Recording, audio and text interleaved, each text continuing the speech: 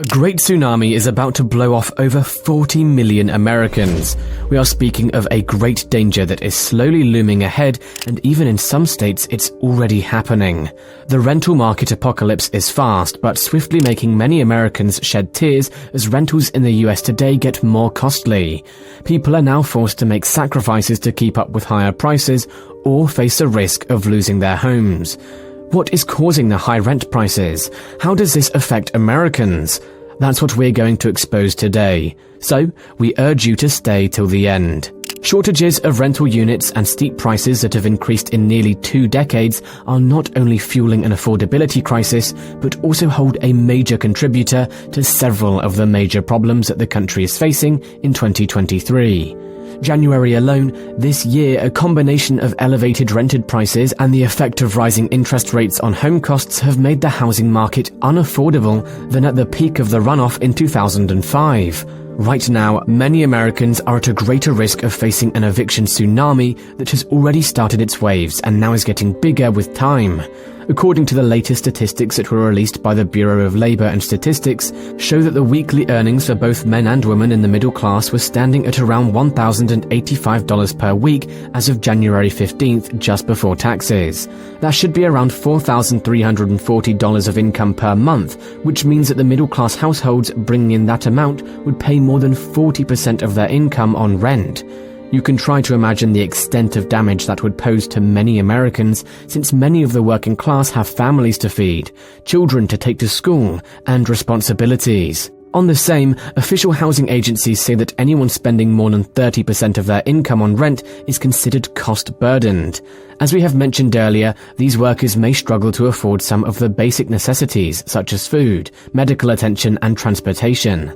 This could even look worse to that low-income worker who will now have to spend about 55% of his or her income just to pay for a one-bedroom rental house currently listed on the market, according to estimates from the National Housing Coalition. New research reported that for the first time in more than 2 decades, every state now has low and middle-income renters who are nearing financial bankruptcy as a result of low rent availability. Rising mortgage rates cause many households to be priced out from home buying, would-be buyers to remain renters. Also, the demand for housing has dropped significantly as a result of the true freight sky high, as the disparity between rent growth and income growth keeps on widening. The National Housing Coalition highlights that people need to earn $24.90 per hour so that they can afford a rental income without spending more than 30% of their income, which is considered a general guideline for a healthy personal budget. While this might be wished in the lives of many Americans, it is so saddening that almost 1/3 of the American workforce earns less than £15 per hour. And this puts these workers in a horrifying position of barely having enough income to cover rent and other basic necessities required in their lives. On average, according to St. Louis Fayette, low-income families owned about 21 cents per dollar of middle-class families' wealth. These substantial gaps remain largely unchanged despite fluctuations from 1989 to 2022. If you can quite remember very well, there used to be a time when a single full-time income could financially provide for families, but nowadays you can see families working harder than ever and still need at least 2 or more incomes to make the financial needs meet in. Zillow data also revealed that back in the year 2022, there was no metro area, no state or county, where a person earning the federal or prevailing state or local minimum wage for a 40-hour work week could afford a 2-bedroom rental home. The federal minimum wage is $7.25 an hour, but some states, cities, and countries have established higher minimum wages. Still, there isn't a single US county where a full-time minimum wage worker can afford a modest 2-bedroom rental home. In the US, if you are making, let's say, around $15 per hour, that means you'll have to work for around 130 hours a week to cover the rent on a 2-bedroom rental home, now estimated to cost $1,940. San Diego alone has the second highest local minimum wage in the county at $16.30 per hour, just behind San Francisco at $16.32 per hour.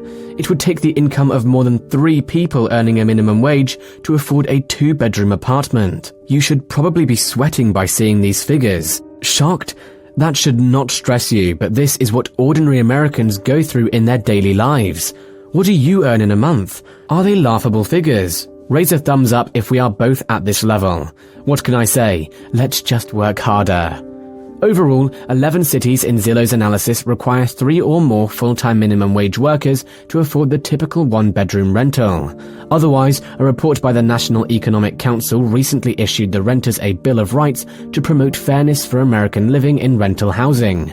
This document calls for safe, quality, accessible and affordable housing, clear and fair leases, education, enforcement and enhancement of rental rights, the right to organize eviction, prevention, diversion and relief. Over 44% of the US population live in rental housing, states the plan.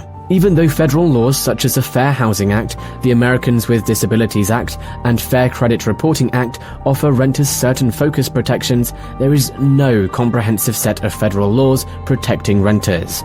Instead, America's rental market is defined by a patchwork of state and local laws and legal processes that renters and rental housing providers must navigate. Despite its righteous intentions, the newly released principles lacked the authority to require implementation. The agency also has plans to move towards requiring certain rental property owners or landlords to provide at least 30 days' notice if they plan to terminate the beliefs of a tenant due to non-payment of rent. Evictions usually appear to be a clear-cut issue where people don't pay rent as agreed upon in their lease and are removed from their property. The reality is much more complex. Unlawful evictions and landlords use eviction filings to scare tenants.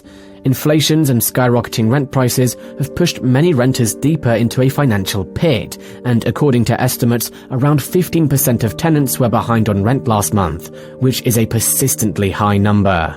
Sophia Wooden, a research analyst at JCSH's, together with her team found evidence of rampant abusive eviction practices by 4 corporate landlords.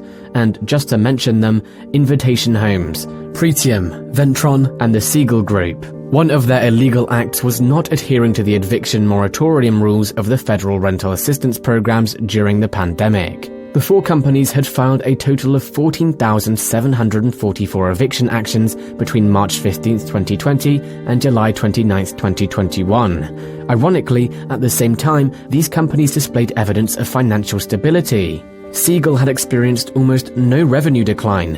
Invitation Homes reported profits. Pretium invested in significant expansions, and both Ventron and Siegel each received more than $2 million in forgiven Paycheck Protection Program funds, as the report suggests. Now, the question is, why were they so inhumane to the tenants? Is it because of their greed for money? You can imagine how much industries and companies don't care about the high costs of living you might be facing. It's either you dance to their tune or suffer. Things are not even better for renters who are looking to move to somewhere else, considering that new leases are now costing them twice as much as the renewals. From reports, new leases are an additional $300 or more per month compared to the $160 per month for renewing an existing lease. The costly rent hikes could actually make renters to be forced to be closer to their workstations or schools because it's too expensive to relocate, or they could get trapped in inadequate apartments, explains George Radio, the company's senior economist and manager of economic research. Hal Martin, a policy economist for the Program on Economic Inclusion at the Federal Reserve Bank of Cleveland, analyzed eviction data before and after the pandemic. And one of the most notable results from the analysis was a link between the rise in evictions and the rise in rent prices.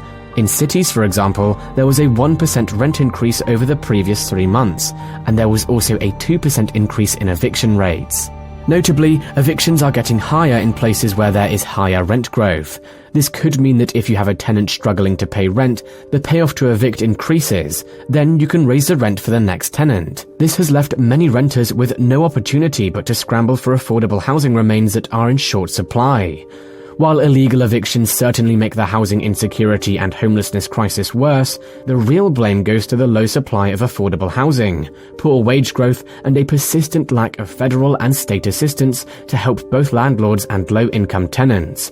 For the past 40-plus years, US workers have faced stagnant wages and loss of buying power. Yet the cost of rent has steadily climbed during that time, with a sharp increase of 14% to 20% over the past 2 years alone. Over the past 2 years alone. The question here is, where are we heading as a country? This question remains unanswered until that day when the impacts of the current situation will be felt in a few years to come. It is very saddening that the government is giving a less ear to this humanitarian crisis that really deserves a great amount of attention and action. Wise ones once said, try to avoid a problem, and then you will realize you've created a bigger problem for yourself. What we only know is that it's only a matter of time before things get flaming hot in the end. This brings us to the end of our video today. Please don't forget to subscribe to this channel. If you loved watching this video, don't forget to send us those likes. We thank you for watching, and goodbye.